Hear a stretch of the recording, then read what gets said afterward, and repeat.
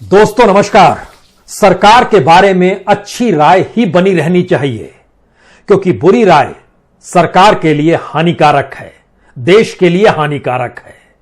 यह संवाद भारत को लेकर नहीं है, यह संवाद मौजूदा राजनीतिक सत्ता को लेकर नहीं है। यह संवाद तो तकरीबन 150 बरस पहले ब्रिटिश पार्लियामेंट के भीतर उठे उन सवालों के साथ जुड़ा है जहां से राजद्रोह नाम का शब्द निकला था। उस समय ब्रिटिश पार्लियामेंट के भीतर यह चर्चा चल निकली थी, क्या वाकई मीडिया को इतनी आजादी दी जा सकती है कि वो सरकार के खिलाफ आलोचनात्मक रुख अपना ले? क्या किसी व्यक्ति या आंदोलनकारी सामाजिक कार्यकर्ता को इतनी आजादी दी जा सकती है कि वह अपनी बुरी राय खुले तौर पर, सार्वजनिक तौर पर रखने लगे? तब तो यह सरकार और राजशाही के खिलाफ हानिकारक स्थितियों को बना देगी। और इन्हीं शब्दों के साथ 1870 में जो इस वक्त देश के भीतर लगातार गूंज रहा है, आईपीसी की धारा 124A यानी राजद्रोह, यह शब्द की उत्पत्ति उस वक्त हुई थी। लेकिन कल्पना कीजिए, भारत के भीतर में मीडिया की आजादी, मीडिया के ऊपर बंदिश और मीडिया के जरिए आजादी की परिभाषा को गढ़ने के जो नए नए शब्द इस दौर में निकल कर आए, उसने कई सवालों को एक साथ जन्म दे दिया है। क्या वाकई गुलामी के तर्क और आजादी की परिभाषा इस दौर में बदल गई? क्या वाकई जिस फोर्थ स्टेट का जिक्र और किसी भी लोकतांत्रिक देश के भीतर मीडिया का जिक्र जिस लहजे में होना चाहिए, उसकी किताब क्या पूरे तरीके से भारत में बंद हो चली है? सवाल यह नहीं है कि किस रूप में राज्य राजद्रोह का मुकदमा किन लोगों पर ठोक देता है। सवाल यह भी नहीं है कि किसी मीडिया हाउस को वह रेंगने के लिए कैसे मजबूर कर देता है। सवाल यह भी नहीं है कि इस देश के भीतर में जो भी आंदोलन होते हैं, वह अहिंसक आंदोलन को भी दबाने की स्थिति में कैसे सरकार आ जाती है। सवाल यह है कि इन सारी परिस्थितियों के भीतर जब एक सबसे बेहतरीन परिस्थिति लोकतांत्रिक देशों में यही रही कि सूचना और अभिव्यक्ति कम से कम खुले तौर पर व्यक्त हो, जानकारी जनता को मिले और सरकार के पास भी संदेश जाए कि जनता क्या सोच रही है, जब इसी पर बंदिश आ जाएगी तो बात कैसे आगे बढ़ेगी और उस देश का विकास कैसे होगा? हमें लगता है कि आज इन पन्नों को टटोलने की जरूरत है, इन पन्नों को खोलकर पढ़ने की जरूरत है, क्योंकि याद कीजिए, भगत सिंह ने भी जिस वक्त पार्लियामेंट उस समय नहीं हुआ करती, तो उस समय काउंसिल हाउस था। जो मौजूदा वक्त में भारत की संसद है, वो काउंसिल हाउस हुआ करती थी। उसमें भगत सिंह भी पहुंचे थे, तो उन्होंने बम को इस तरीके से उस काउंसिल हाउस में फर्श पर लुढ़का दिया था जिससे किसी को कोई हानि ना हो। वो जानते थे कि दरअसल वह जो करने जा रहे हैं, वो सिर्फ इसलिए करने जा रहे हैं क्योंकि इसकी आवाज दुनिया भर में गूंजे और इस आवाज की गूंज ब्रिटिश पार्लियामेंट में भी सुनाई दे, जहां से यह सवाल उठे कि जो ट्रेड डिस्प्यूट बिल जो उस वक्त लाया गया था, जो कि मजदूरों द्वारा की जाने वाली किसी भी हड़ताल पर पाबंदी लगाता था, इसके विरोध में जब वो निकल कर आए तो भी उनके जहन में एक बात थी कि अगर ब्रिटिश पार्लियामेंट में भी यह सवाल उठ जाएगा तो वहां की लेबर पार्टी या फिर वहां के पार्लियामेंट्रीज भी भारत के भीतर की स्थितियों को लेकर चर्चा शुरू कर देंगे। यानी कहीं कोई आस थी। लेकिन आज की स्थिति में भारत के भीतर जो राजद्रोह के मुकदमे एक के बाद एक देखने को मिल रहे हैं, या कहें राजद्रोह की एफआईआर जो देखने को मिल रही है, उसकी फेरिस्त जब देखना शुरू कीजिएगा तो तुरंत आपके जहन में कुछ सवाल आएंगे। क्या वाकई इस देश की मीडिया ने इन बातों की जानकारी दी? या फिर जो लोग राजद्रोह के मुकदमे से बाहर निकल कर आते हैं और अदालतें कहती हैं और देश की हाईकोर्ट कहती है कि आप बेकसूर हैं, तो जितने वक्त वो जेल में रहे या जिन परिस्थितियों का सामना उन्हें करना पड़ा, तो क्या उन्हें कोई कंपनसेशन नहीं मिलना चाहिए? या स्टेट को कहीं ना कहीं कटघरे में खड़ा नहीं करना चाहिए? या स्टेट को उन्हें मुआवजा नहीं देना चाहिए? ये सारे सवाल तभी उठेंगे जब किसी देश के भीतर में मीडिया जीवित होगा, मीडिया गुलाम नहीं होगा। और एक के बाद एक वो कौन सी परिस्थिति रही कि भारत के भीतर मीडिया रेंगते रेंगते गुलामी की परिस्थिति में आ गया। हमें लगता है कि उसमें एक शुरुआत आज 124A राजद्रोह के मुकदमे को लेकर इसलिए करनी चाहिए क्योंकि इस देश के भीतर में 2014 से 2019 के बीच में, थोड़ी देर के लिए 2020 और 21 छोड़ दीजिए, जो तत्काल की घटनाएं हैं वो आपके सामने है। इस दौर में 301 मामले दर्ज किए गए अलग अलग थानों में, अलग अलग राज्यों में। इसमें 551 लोगों की गिरफ्तारी हुई इस राजद्रोह मामले के तहत। उसमें से 317 पर चार्जशीट दाखिल भी हुई। लेकिन इन 5 बरस में जो 551 लोगों को गिरफ्तार किया गया, उसमें अदालत तक पहुंचते पहुंचते 541 लोग बेकसूर हो गए। सिर्फ 10 लोग अदालत के जरिए दोषी माने गए। तो 541 लोग, जो 551 जो गिरफ्तारी हुई, उनके साथ कैसा बर्ताव होना चाहिए? क्या उन्होंने जिंदगी को लेकर उनके लिए कोई मुआवजा, कोई कंपनसेशन नहीं दिया जाना चाहिए? इसके हटकर एक दूसरा सवाल आता है। जब सुप्रीम कोर्ट ने यह कहा कि सेंट्रल विस्टा जो बन रहा है उसको लेकर कोई सवाल जवाब नहीं होना चाहिए, और इतना ही नहीं, यह भी कह दिया गया कि वहां जाकर आप तस्वीर तक मत कीजिए। मीडिया ने चू चुपड़ नहीं की, इस पे कुछ खामोशी से नहीं किया, सिर्फ एक सूचना दे दी कि हां, सुप्रीम कोर्ट ने यह कहा है, और अब बस इसको हमने परोस दिया, जो सत्ता के अनुकूल है, मौजूदा सत्ता के अनुकूल है। हमें लगता है कि पूरी लुटियंस की दिल्ली अंग्रेजों ने बनाई, राष्ट्रपति भवन अंग्रेजों ने बनाया, नॉर्थ ब्लॉक, साउथ ब्लॉक अंग्रेजों ने बनाया, और उस समय जो काउंसिल हाउस जिसका हम आपसे जिक्र कर रहे हैं, जो अब संसद है, वह भी तो अंग्रेजों ने ही बनाया था। तो उस वक्त जब भारत आजाद हुआ तो क्या भारतीय राजनीतिक सत्ता ने यह क्यों नहीं चाहा कि उनकी अपनी इमारत होनी चाहिए? यह तो गुलामी के प्रतीक है। क्या वो जानते थे कि भारत इतना गरीब देश है जहां पर इतनी बड़ी तादाद में इमारतों को फिर से खड़ा करना और इन इमारतों को पूरे तरीके से गुलामी का प्रतीक मानते हुए खत्म कर देना? या फिर वो ये जानते समझते थे कि दरअसल इस देश को आगे कैसे बढ़ाना है, इसकी उपयोगिता किस रूप में की जा सकती है, और हम आने वाले वक्त में भारत को आर्थिक तौर पर संपन्न और सामाजिक तौर पर विकसित बनाते हुए आगे बढ़ने की कोशिश में खड़ा होना चाहते हैं? ये सवाल जैसे ही उठते वैसे ही एक सवाल यह भी उठता, तब क्या मौजूदा वक्त में भारत इतना रईस हो गया है, जिसका जिक्र इस देश के मंत्री लगातार कर रहे थे, हरदीप पुरी साहब, कि हमने तो वैक्सीनेशन के लिए इतना पैसा दिया, इस प्रोजेक्ट के लिए इतना पैसा दिया, तो इस प्रोजेक्ट के लिए इतना पैसा क्यों नहीं दे सकते हैं? आजादी के तुरंत बाद भी अंग्रेजों द्वारा बनाए गए देश के इंफ्रास्ट्रक्चर के भीतर, उन इंफ्रास्ट्रक्चर के समानांतर कोई सत्ता शासक अगर तानाशाही के तौर पर आता तो कहता हम इन चीजों को अब ढा देंगे, हम नए सिरे से बनाना शुरू कर देंगे, चाहे भारत के भीतर उतनी संपन्नता हो या नहीं हो, खजाने में पैसा हो या ना हो। एक धीरे धीरे एक ऐसी स्थिति आती है जहां मीडिया गुलामी के तर्क को नए सिरे से गढ़ता है और आजादी की परिभाषा को नए सिरे से परोसना शुरू करता है। लोग अभ्यस्त हो जाते हैं। क्या वाकई ऐसी स्थिति आ गई है? क्योंकि जब इन आंकड़ों का हम जिक्र कर रहे हैं तो हमारे जहन में तुरंत एक सवाल यह भी आता है कि जब भगत सिंह ने पार्लियामेंट यानी काउंसिल हाउस के भीतर जब बम को फर्श पर लुढ़काया, तो उस वक्त जर्नलिस्ट दुर्गा दास की एक किताब है, India from Nehru to Curzon and after. उन्होंने उस किताब में बड़ा आंखों देखी जो स्थिति होती है उसका वर्णन किया है कि किस तरीके से जैसे भगत सिंह ने काउंसिल हाउस में फर्श पर बम को लुढ़काया, वैसे ही वो वहां पर पत्रकार दीर्घा में बैठे हुए थे, वहां से निकले और दौड़कर पहुंचे प्रेस गैलरी में। वहां पर उन्होंने डिक्टेट किया कि क्या कुछ हो रहा है, लेकिन तब तक फोन लाइन खत्म हो गई और 3 घंटे लग गए, क्योंकि ना राइटर ना एपीआई, जो एपीआई को उन्होंने डिक्टेट किया था, खबर दुनिया में नहीं जा सकी और 3 घंटे लग गए। उसके बाद फिर वो यहां से खबर निकली और फिर पूरी दुनिया में उस खबर को लेकर, जिसको भगत सिंह चाहते थे कि दुनिया जान सके कि ऐसा हुआ है। लेकिन मौजूदा वक्त में तो ना तो टेलीफोन लाइन ठप है, ना ही इस देश में किसी भी प्रसारण पर कोई रोक है। फिर भी स्थिति कैसे बदल गई? यह जो नई स्थितियां हैं, इसके आकलन और एनालिसिस को आज करना इसलिए जरूरी हो चला है क्योंकि हम लोग लगातार सोचने की प्रक्रिया से बाहर आ गए हैं। इस देश के भीतर में चुनाव हो, कोई घटना घट जाए, उसके इर्द गिर्द सारा ताना बाना बुनते चले जाती है पूरी मीडिया। लेकिन हमें लगता है कि जरा आज इस सिलसिले को इसलिए पकड़िए क्योंकि इस सिलसिले के भीतर जब आप देखेंगे तो कुछ सवाल आपके सामने आएंगे। क्या वाकई मुनाफा या इकोनॉमी और प्रॉफिट कमाना मीडिया का पहला धर्म हो गया है? वहां पर उसने जिस लिहाज से उसकी उत्पत्ति होती है, जिस अभिव्यक्ति का जिक्र वो करना चाहती है, वो गायब हो गया है क्या?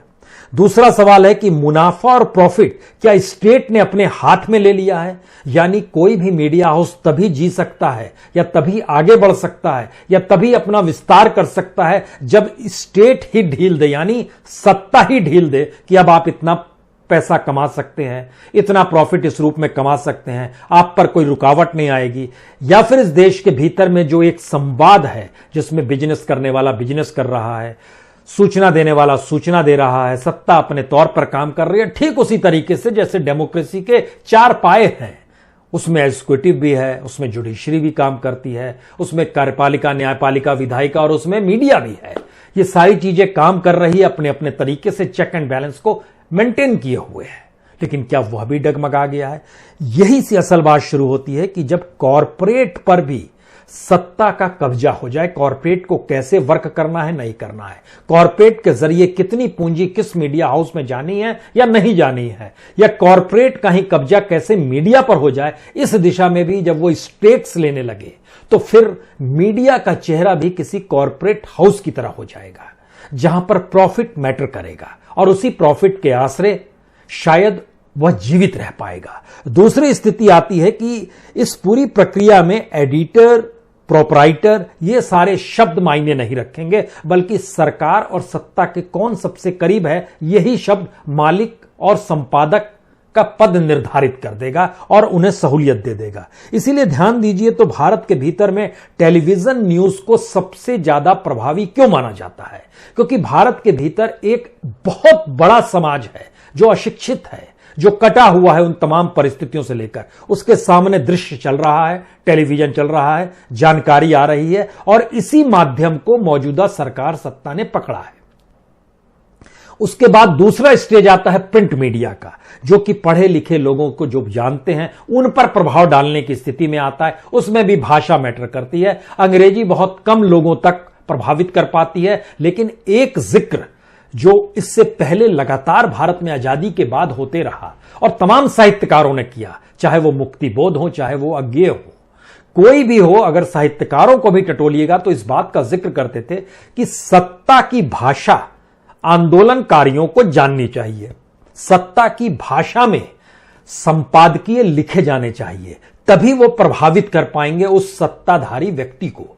लेकिन मौजूदा वक्त में स्थिति पलट गई। सत्ता ने ही अपनी भाषा उस जनवादी भाषा के साथ खुद को जोड़ लिया जो बहुसंख्य तबका भारत में हिंदी बोलता है, उससे संवाद बनाना शुरू किया। उस संवाद बनाने की स्थिति में भारत का मीडिया पिछड़ गया। उसका संवाद सत्ताधारी भाषा में वह अंग्रेजी मानता रहा। कुछ तकनीकी शब्दों को वो लगातार जोड़ घटाव करते रह गया। वो जब तक समझता कि क्या प्रभाव है, तब तक वो तमाम परिस्थितियों को अपने हाथ में सत्ता ने लिया, मीडिया ने चू भी नहीं की और उसी के अनुकूल होकर तमाम चीजों को परिभाषित करने लगा। आप कहेंगे ये तमाम चीज क्या होती है? यहीं पर यह बात है कि स्टेट की भूमिका, जैसे ही हमने आपसे यह कहा कि 551 लोगों को बीते 6 बरस में 2014 से 2019 के बीच में जब राजद्रोह के तहत गिरफ्तार किया गया तो उनमें से 541 लोग छूट गए। तो उन 541 लोगों की क्या गलती थी? अगर अदालत ने ही उन्हें छोड़ दिया, इसका मतलब था कि कानून का दुरुपयोग स्टेट ही कर रहा था। तो उनको कंपनसेशन आपने क्या दिया या आपकी क्या भूमिका रही? कोई भूमिका नहीं रही। मीडिया ने खामोशी बरती। जब गिरफ्तार हुए तो जानकारी दी, गिरफ्तार हो गए। जब छूट गए तो किसी ने जानकारी भी दी और किसी ने जानकारी नहीं भी दी कि छूट भी गए हैं। अब अगर इसके बाद आइएगा तो भारत के भीतर टीवी न्यूज, भारत के भीतर में न्यूज़पेपर, भारत के भीतर में बॉलीवुड, भारत के भीतर में यूनिवर्सिटीज, भारत के भीतर में तमाम स्वायत्त संस्थान जो कि कॉन्स्टिट्यूशनली इंस्टीट्यूशंस भी होते हैं, उनको भी जोड़ दीजिए। और भारत के भीतर में चाहे स्कूल ले लीजिए, चाहे सोशल मीडिया भी अब ले लीजिए, यानी एक पूरे इंफॉर्मेशन को देने लेने की परिस्थिति और उससे जुड़े हुए यूनिवर्सिटीज, तमाम जगहों पर अगर आप देखिएगा तो कब्जा किसका हो गया? स्टेट का हो गया। स्टेट के कब्जे का मतलब है सिर्फ सत्ताधारी पार्टी। स्टेट का मतलब यहां पर कोई इंस्टीट्यूशन नहीं है, कोई चेक एंड बैलेंस नहीं है। हम इस बात का जिक्र इसलिए कर रहे हैं क्योंकि इसी दौर में जो एक पूरी प्रक्रिया बनी हुई थी, जो कि आप कह सकते हैं कि जैसे आईएएस और आईपीएस के अपॉइंटमेंट को लेकर बनी रहती है, जो यूपीएससी के जरिए होता है। अगर आप ध्यान दीजिए तो बड़ी तादाद में इस दौर में देश के भीतर में नियुक्तियां हुई, जो कि एक लिहाज से ज्वाइंट सेक्रेटरी लेवल पर तकरीबन 40-50 नियुक्तियां कर दी गई। कुछ को डायरेक्टर्स बनाया गया, कुछ को अलग अलग डिपार्टमेंट्स में। यह कहा गया कि दरअसल हम प्रोफेशनल्स को लेकर आ रहे हैं। सवाल था कि वो पूरी यूपीएससी की प्रक्रिया, जो आईएएस की प्रक्रिया थी, वह डिरेल्ड हुई। उसी से जुड़े हुए लोग जो कल परीक्षा देते निकलते थे, या तो आप पूरे तरीके बदल दीजिए, या राज्य ने अपने हाथ में ले लिया अब हम नियुक्ति करेंगे। इसका एक दूसरा रूप हमको नजर आता है यूनिवर्सिटीज को लेकर। यूनिवर्सिटी को लेकर इसलिए ये बड़ा महत्वपूर्ण हो चला है क्योंकि इसमें हमने देखा कि देश के भीतर में जो 45 सेंट्रल यूनिवर्सिटीज है, उसमें 20 सेंट्रल यूनिवर्सिटी में आज की तारीख में भी हम जब आपसे बात कर रहे हैं, रेगुलर वीसी ही नहीं है। यूनिवर्सिटी में भी हमने सेंट्रल यूनिवर्सिटी इसलिए लिया क्योंकि इस देश के भीतर में 800 यूनिवर्सिटीज है। उनका जिक्र करें तो और लंबी चीजें होंगी। सिर्फ सेंट्रल यूनिवर्सिटी लीजिए, प्रीमियर चीजों को पकड़ने की कोशिश कीजिए। अभी स्टेट ने उसमें भी अपने, उसमें जेएनयू भी आता है, उसमें दिल्ली यूनिवर्सिटी भी आती है, उसमें बीएचयू भी आती है, उसमें सागर यूनिवर्सिटी भी आती है, उसमें बिहार, झारखंड, उसमें हरियाणा, उसमें तमिलनाडु, नागालैंड, मध्य प्रदेश, इनकी भी सेंट्रल यूनिवर्सिटीज आती है जहां रेगुलर वीसी नहीं है। आप कहेंगे वीसी नहीं है, इससे क्या लेना देना है? यह भी जानकर हैरत होगी कि जब जानकारी हासिल की गई तो उसमें जानकारी मिली कि लगभग 12 सेंट्रल यूनिवर्सिटी के वीसीज को लेकर इंटरव्यू तक हो गया, नाम भी शॉर्टलिस्ट कर दिया गया, और 4-5 महीने पहले वो शॉर्टलिस्ट नाम भी कर दिया गया। 8 सेंट्रल यूनिवर्सिटीज में अभी सिलेक्शन प्रोसेस चल रहा है, लेकिन जिन 12 का हो गया उसमें प्रेसिडेंट को तय करना होता है क्योंकि प्रेसिडेंट विजिटर होता है यूनिवर्सिटी का। लेकिन ये सारी प्रक्रिया पीएमओ से होकर जाती है और पीएमओ उस फाइल को एचआरडी मिनिस्ट्री के पास भेजती है। एचआरडी मिनिस्ट्री उसके बाद प्रेसिडेंट को भेजती है, उसमें टिप्पणी करके कि यह इस देश की सरकार को यह कैंडिडेट्स पसंद है या नहीं है। और इसी प्रक्रिया में इस देश के भीतर में 20 सेंट्रल यूनिवर्सिटीज में वीसी रेगुलर नहीं है। अब यहां पर एक दूसरा सवाल होता है कि जब वीसी नहीं है तो फिर कम से कम इंटरिम वीसी को यह पावर नहीं होता है कि वह किसी की रिक्रूटमेंट परमानेंट टीचर के तौर पर या एम्प्लॉय के तौर पर कर दे। लेकिन इस पूरी प्रक्रिया में एक दूसरी चीज सामने निकल कर आई कि सत्ता बीजेपी की है और बीजेपी का ऑर्गेनाइजेशन एक एवीवीपी है, अखिल भारतीय विद्यार्थी परिषद। उसने राष्ट्रपति को लेटर लिखा और कहा कि फुल टाइम वीसी आप नियुक्त कीजिए, क्योंकि तब लगभग 20 यूनिवर्सिटीज में जो टेम्पोररी वीसी है उससे तमाम जगहों पर किसी भी रूप में अपॉइंटमेंट नहीं हो पा रही है। अब सवाल यह है, इस देश के भीतर में एजुकेशन सेक्टर को भी पीएमओ संभाल रहा है और उस एजुकेशन सिस्टम के भीतर के जो प्रॉब्लम्स हैं वो मीडिया उभार नहीं पा रहा है। और कमोवेश इस देश के जितने भी इंस्टीट्यूशंस हैं उनकी मुश्किलों को आप नहीं जानते होंगे। उसमें काम करने वाले लोग जरूर जानते होंगे, लेकिन वो कहां पर बोले, वो जानकारी आप तक कैसे पहुंचे। यानी एक झटके में इस देश के भीतर में सूचना देने लेने के जो तरीके थे वह भी अगर बदल गए तो अभिव्यक्ति तो बहुत दूर की घटना है, क्योंकि धीरे धीरे अभिव्यक्ति की आजादी का शब्द भी आप भूल जाएंगे। शायद इसीलिए ध्यान दीजिए, बीते दिनों जब राजद्रोह के मुकदमे से दिल्ली हाईकोर्ट ने जब कुछ को जब रियायत दी और उनको जब जमानत मिली और वो जब बाहर आई, तो हमने ध्यान दिया कि दरअसल उनके चेहरे पर जो खुशी थी और वो जो संघर्ष का मादा जो वो लगातार बता रही थी, उस संघर्ष के पीछे शायद ऐसी स्थिति थी कि हम एक ऐसी व्यवस्था से लड़ रहे हैं जहां पर आपके पास रूल ऑफ लॉ नहीं है। भगत सिंह भी जानते थे कि ब्रिटिश पार्लियामेंट तक यह मामला पहुंचेगा तो वहां रूल ऑफ लॉ का जिक्र होगा, जहां पर इस देश के भीतर में मजदूर हड़ताल कर सकता है, इसकी इजाजत होगी क्योंकि वहां लेबर पार्टी है। लेकिन मौजूदा वक्त में जब फिर से लौटकर आइएगा, इस बात का जिक्र कीजिएगा तकरीबन 70, 80, 90 साल के बाद, तो भी भारत के भीतर क्या एक ऐसा सवाल आ गया है जहां पर रूल ऑफ लॉ ना होना और उसे ना बताना यह भी मीडिया करने लगा है। यानी जानकारी भी नहीं देंगे कि कानून किस रूप में इस देश के भीतर में काम कर रहा है, और एक लंबी प्रक्रिया के बाद जब वो अदालत तक पहुंचता है तो एक अदालत कहती है जो हुआ गलत हुआ। और उसी परिस्थिति से इस देश के भीतर में मीडिया सिर्फ इतना जागृत होता है और कहता है ठीक है, आज फला हाई कोर्ट ने या सुप्रीम कोर्ट ने इस बात का जिक्र कर दिया और उसको रिहाई हो गई। यानी कोई सवाल स्टेट को लेकर नहीं, कोई सवाल उस पूरे एजुकेशन प्रोसेस को लेकर नहीं, जिस एजुकेशन को हासिल करने के बाद लोग इस देश में जर्नलिस्ट बनते हैं। किसी भी प्रोफेशन में जाते हैं तो वहां एक बेसिक एजुकेशन की जरूरत रहती है, खासतौर से ग्रेजुएशन तक का एक डिग्री आपके पास होना चाहिए। उसके बाद आप प्रोफेशनल फील्ड को जिसे चुनते हैं उसकी एक पढ़ाई करते हैं, उससे जुड़े हुए नियम कायदों को समझते हैं। अब यहां पर सवाल है कि अगर मान लीजिए 2024 का इलेक्शन कवर करने के लिए किसी ऐसे रिपोर्टर को भेजा जाए जिसने रिपोर्टिंग 2014 में शुरू की होगी, 2014 से इस देश के मीडिया हाउस के भीतर जो भी रिपोर्टिंग होती रही, जो भी जानकारी दी जाती रही, जो भी कार्यक्रम बनते रहे, जो भी सूचनाओं का आदान प्रदान होते रहा, जो भी इस देश के बड़े बड़े मसले थे उनको लेकर जो भी बहस होती रही, उसी दिमाग से उसकी पूरी ट्रेनिंग हुई होगी। और 10 साल के अनुभव के बाद जब वो 2024 के इलेक्शन को कवर करने जाएगा, वहां पर वह किन सवालों को उठाएगा? क्या उसको वाकई उन तमाम चीजों की जानकारी होगी जो इस देश के भीतर में एक डेमोक्रेटिक सेटअप में जब इलेक्शन होता है तो उस समय इलेक्शन कमीशन की क्या भूमिका होती है, उस समय वहां पर एडमिनिस्ट्रेशन की क्या भूमिका होती है, उस समय वहां पर जो भी राजनीतिक सत्ता होती है उसकी भी कोई भूमिका होती है या नहीं होती है, या फिर वो मानकर चलता है कि नहीं चीजें चलेंगी। शायद इसीलिए 1977 इमरजेंसी के तुरंत बाद लोगों के जहन में एक ही सवाल था, कैसे इंदिरा गांधी लाउड स्पीकर का इस्तेमाल कर सकती है, वह भी सरकारी तार लगाकर।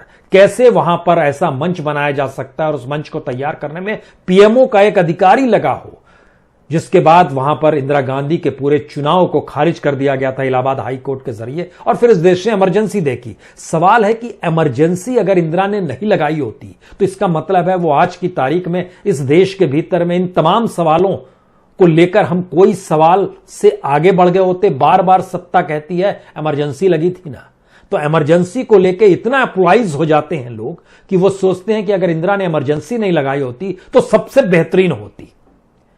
और मौजूदा राजनीतिक सत्ता के सामने कोई अगर स्थिति बनती और बनाती है तो उनको याद दिलाना होगा कि देखिए एक इमरजेंसी लगी थी 1975 में, कितने साल हो गए?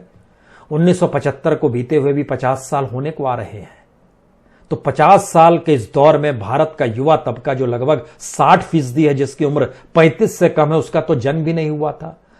लेकिन फिर भी उन बात को लगातार इस रूप में रखा जाता है कि मौजूदा परिस्थिति में जो भी गुलामी के तर्क हैं या आजादी की परिभाषा है, जो भी सत्ता देगी उसे ही सही मान लिया जाए।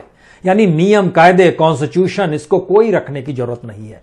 इसमें एक दूसरी बात है, ऐसा नहीं है कि भारत के भीतर जिन मुकदमों का जिक्र हम आपसे करना चाह रहे हैं, सवाल यह था कि इस दौर में भारत के भीतर में जो भी इंस्टीट्यूशन थे वो जब सत्ता पे केंद्रित हो गए, और स्कूल में भी जो 18 बरस के बच्चे जब होते हैं तो परीक्षा जो 12th की दे रहे होते हैं वो लगभग 18 छूने को होते हैं, उसके बाद फिर वो निकल कर आ जाते हैं, उनकी उम्र 18 कॉलेज पहुंचते पहुंचते हो जाती है। ध्यान दीजिए, इस देश में राजनीतिक सत्ता ही परीक्षा का मंत्र देती है। इस देश के भीतर में परीक्षा ना करवाने की सोच भी राजनीतिक सत्ता ही परोसती है। यह एक ऐसी अजीबोगरीब स्थिति है जिसमें एजुकेशन का महत्व, एग्जामिनेशन का महत्व, एजुकेशन का महत्व से ज्यादा जिंदगी का महत्व, और एग्जामिनेशन ना कराकर जिंदगी बचाने, सारे तर्क स्टेट ही अपने आप में रख रही है। और किसी भी रूप में मीडिया सिर्फ उस सूचना को रख दे रहा है, यह कह दिया गया। कोई सवाल किसी के पास नहीं है क्यों ऐसा इंफ्रास्ट्रक्चर इस देश के भीतर में अभी भी डेवलप नहीं हो पाया, जहां पर दुनिया के तमाम देशों में जो भी परिस्थिति एजुकेशन से जुड़ी हुई थी उसमें बच्चों के लिए स्कूल खोले गए, इंटरेक्शन कर, हमारे यहां नहीं हो पाया। हमने एक ऐसी स्थिति क्यों नहीं बनाई कि भारत के भीतर का इंफ्रास्ट्रक्चर ऐसे मुश्किल वक्त में भी किसी तरीके से अपने आप को आगे बढ़ाए। हमने खुद को बंद कर लिया और यह मान लिया कि एक दरवाजा बंद करने के बाद हम लगातार चीजों से बचते चले जा रहे हैं। इसलिए ध्यान दीजिए, कोई कंपनसेशन या अपॉलॉजी की स्थिति स्टेट के जरिए कभी किसी मीडिया हाउस ने नहीं उठाई होगी, चाहे कितनी भी मुश्किल हालात हो जाए। तो ऐसे में एक आखिरी सवाल, जब जिन बातों का हम आपसे जिक्र करते चले जा रहे थे उसमें एक आखिरी सवाल यह आता है कि एक पूरी फहरिस्त हमने निकाली 2 Telugu news channel, TV5 ABN channel, इसमें 14 मई 2021 को राजद्रोह का मुकदमा इन पे लगा दिया गया। उसके बाद जनवरी में इस देश के 6 पत्रकारों पर लगाया गया। उससे पहले अक्टूबर में 3 पत्रकारों पर लगाया गया 2020 में। अक्टूबर में ही एक और पत्रकार पर लगाया गया जो कि नॉर्थ ईस्ट का है, उस पर 2018 में भी लगा था। किसी के नाम का जिक्र करने की जरूरत नहीं है, लेकिन इस पूरी प्रक्रिया में मीडिया की भूमिका मीडिया के खिलाफ ही आकर खड़ी हो गई। तो ऐसे में एक सवाल किसी के जहन में भी आएगा, क्या भारत मौजूदा वक्त में सबसे विभत्स स्थितियों को महसूस कर पा रहा है या महसूस करते हुए भोग रहा है, जहां पर नियम कायदे कानून भी स्टेट परिभाषित करे और मीडिया उसका ढिंडोरा पीटे कि यही सही है? या फिर एक ऐसी स्थिति आ गई है जहां पे जो संघर्ष करने वाले युवा हैं, उनकी उम्र भी क्या है, कोई 20 साल का है, कोई 25 साल का है, कोई 30 साल का है, कोई 35 साल का है। ऐसी युवाओं के सामने भी संघर्ष उन एस्पेक्ट में हो रहा है जहां उसे पता नहीं है कि कानून है कि दरअसल उसको नहीं अरेस्ट किया जा सकता है, और यह साबित अदालत में जाकर हो रहा है। और अदालत जब कह रही है तो उसके बाद वो फिर से उसी संघर्ष की परिस्थिति में आ गया है जहां पर वो जानता है कि इस देश के भीतर में सत्ता परिवर्तन में जनता का योगदान भी धीरे धीरे खत्म हो चला है। राजनीतिक सत्ता और चुनाव लड़ने की ताकत भी चंद हथेलियों में सिमट गई है। हर कोई चुनाव नहीं लड़ सकता है, उसके पीछे की जो तमाम परिस्थितियां, क्या इन परिस्थितियों को मीडिया को बताने की जरूरत नहीं है? उसको इस बात का एहसास कराने की जरूरत नहीं है कि देश में पहली बार जब परिभाषाएं बदली गई हैं तो संघर्ष इस देश की हकीकत बन गई है। और संघर्ष भी ऐसा जिसका सामना थाने में होगा, जिसका सामना जेल से होगा, जिसका सामना अदालतों से होगा, और जिसका सामना उसके बाद अदालत द्वारा यह कहने से होगा कि अब तो यह कानूनी तो फालतू बात है, आपको गिरफ्तार किया गया, पुलिस ने सही काम नहीं किया। यानी यही संघर्ष, यही जीवन हो गया है क्या? बहुत कम उम्र है भारत की, आजाद भारत की, अभी 75 वर्ष भी पूरे नहीं हुए हैं। और दुनिया के किसी भी देश में इतनी कम उम्र में देश के सामने ऐसी विकट स्थितियां आई हो, शायद मीडिया के मद्देनजर या मीडिया के नजरिए से आपको कहीं देखने को नहीं मिलेगा। बहुत बहुत शुक्रिया।